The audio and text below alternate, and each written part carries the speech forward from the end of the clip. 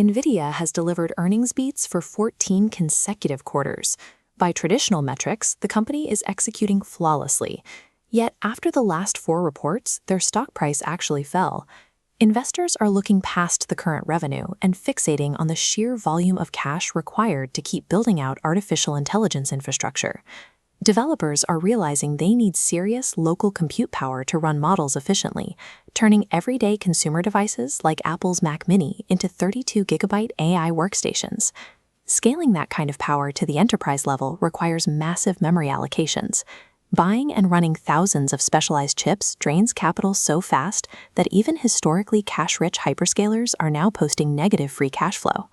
A few years ago, major tech firms used their excess cash to buy back their own stock.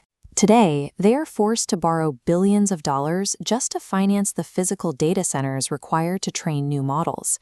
This sudden, massive appetite for borrowed cash places Silicon Valley directly in the path of the largest, most desperate borrower on the planet.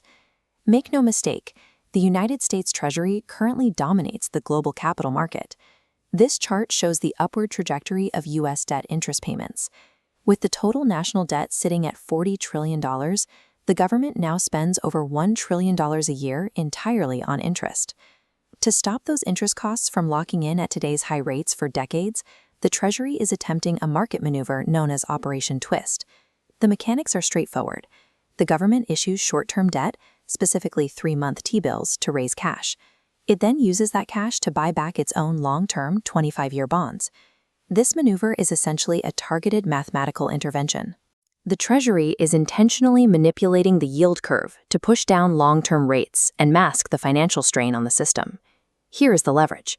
A $1,000 25-year bond trades at a steep discount of 53 cents on the dollar. First, the Treasury issues $1,000 in new short-term debt. That cash buys back $1,800 of long-term debt, instantly reducing the government's interest burden. But the math breaks down at scale. The Treasury has roughly $86 billion in available working capital to execute this trade against a $40 trillion debt pool.